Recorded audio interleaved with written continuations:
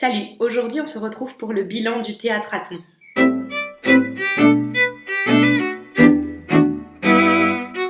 J'ai fait la semaine dernière le Théâtre-Athon lancé par Tête de Litote sur sa chaîne, je vous mets le lien. Son idée c'était que pendant une semaine on lise les pièces de théâtre qu'on avait envie de lire. Voilà, l'idée c'était de se retrouver autour de cette thématique-là de lecture de pièces de théâtre. Et il y a très longtemps que je voulais relire et lire certaines pièces que j'ai dans ma bibliothèque.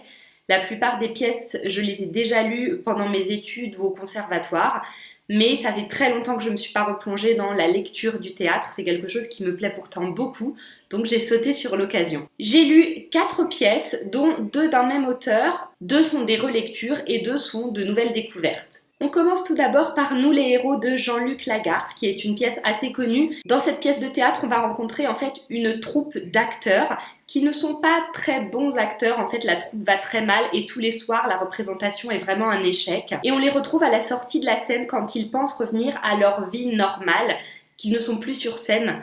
Et on va très vite découvrir que ces personnages sont toujours en fait dans leur vie scénique et pas vraiment dans la vie normale entre guillemets. Il y a comme ça un cercle vicieux, ils vont de désespoir en désespoir mais pensent toujours que demain sera meilleur. Rien n'est jamais vraiment de leur faute personnelle, tout est de la faute de l'autre et donc tout peut s'arranger et en fait on se rend compte que rien ne s'arrange jamais. Au théâtre, on suit quand même très souvent les personnages sur une courte période, un moment vraiment particulier, sauf dans certaines pièces, mais bon là, dans celles que j'ai lues, c'est vraiment comme ça que ça se passe. Dans le moment où nous sommes, c'est le soir, après la représentation, et ce soir est un soir particulier, puisque la fille aînée de la troupe va se fiancer. Donc on est censé retrouver une ambiance de fête et tout ça. Et au final, on est dans une ambiance assez triste, de désespoir, et on sent que la vraie gaieté n'est pas là.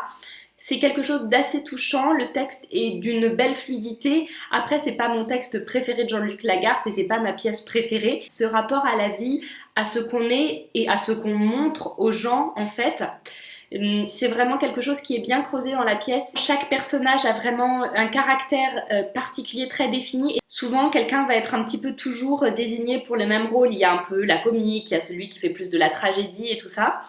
Et là, en fait, c'est drôle parce que dans leur vraie vie, ils ont tous ce rôle attribué qu'ils ont d'attribuer aussi sur scène. Donc c'est une pièce de théâtre que je vous conseille, une pièce de théâtre contemporaine qui est très intéressante, qui est bien écrite, dont l'écriture est fluide et que je n'ai jamais vue monter, mais qui doit être une pièce très visuelle parce qu'on y parle de costumes, on y parle de scènes. Donc je pense qu'il y a des choses très intéressantes à faire avec le décor et aussi avec les costumes des personnages et leur attitude, leur façon d'être sur scène. Deuxième livre, il s'agit de Nuit bleue au cœur de l'Ouest de James Stock.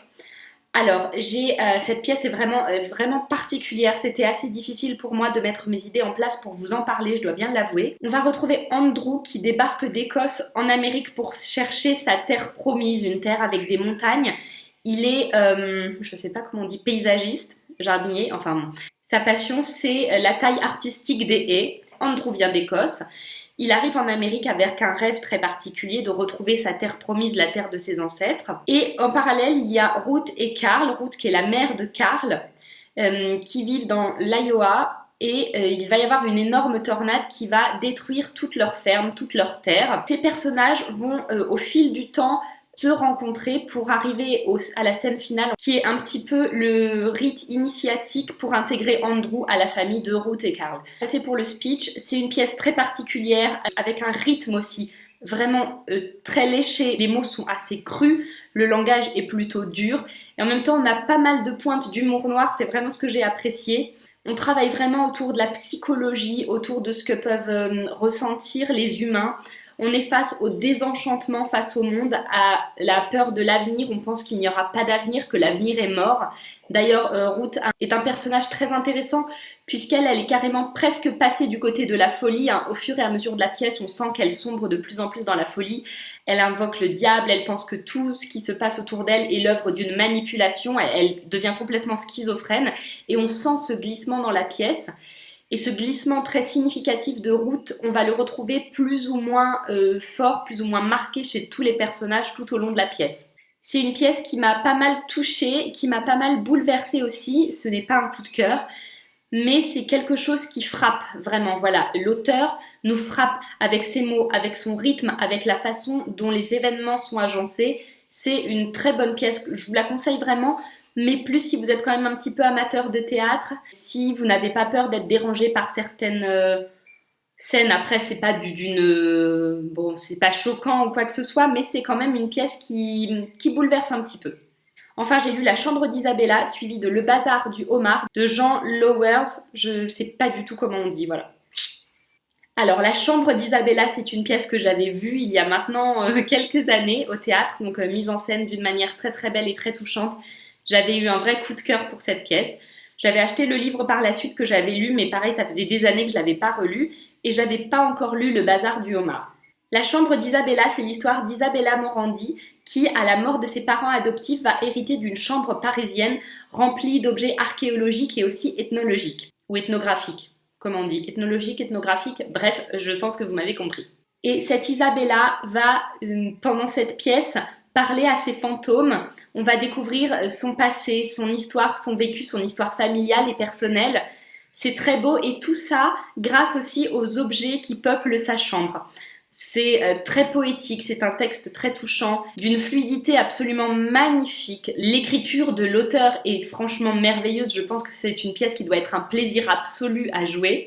Tous les personnages ont un côté attachant et cette Isabella, elle a vraiment quelque chose. Elle va nous parler de toute son histoire, de ses nombreux amants, je crois qu'il y en a plus de 70, mais aussi de son grand amour. Et comme dans toutes les vies, il y a des grands bonheurs, des tragédies, mais cette femme a toujours avancé comme ça.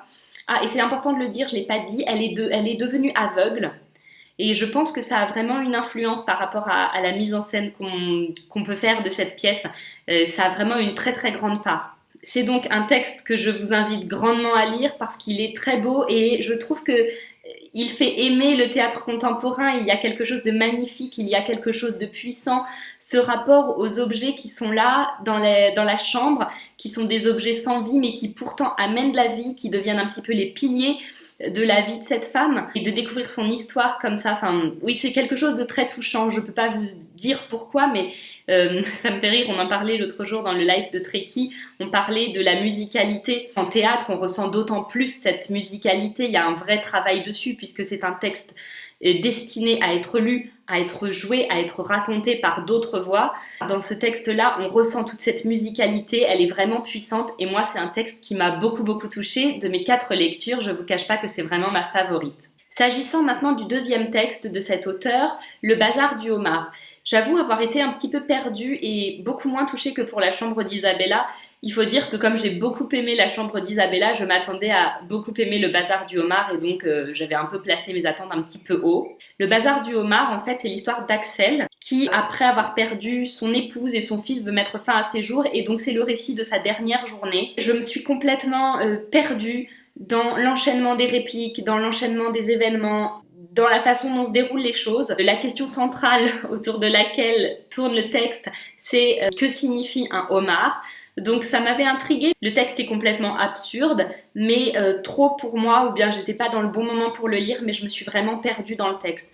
Après, je pense que c'est un texte très intéressant à voir mis en scène, parce qu'il est très très visuel, et j'avoue que j'ai eu un petit peu de mal à me projeter dans ce visuel-là. J'ai eu du mal à accrocher au personnage. Pourtant, la langue est belle, hein, c'est bien écrit, c'était pas le problème, mais voilà, l'enchaînement des choses a fait que j'ai un petit peu moins accroché que pour les autres pièces. Voilà donc pour ce bilan du Théâtre à Thon. N'hésitez pas à me dire en commentaire si vous y avez aussi participé, ce que vous avez lu, ou si vous avez déjà lu des pièces que j'ai présentées dans cette vidéo. N'hésitez pas non plus à liker la vidéo si elle vous a plu, et à vous abonner si c'est pas encore fait. J'espère que vous passez de très belles lectures, que vous faites de très belles découvertes. On se retrouve très vite dans une prochaine vidéo. Bye!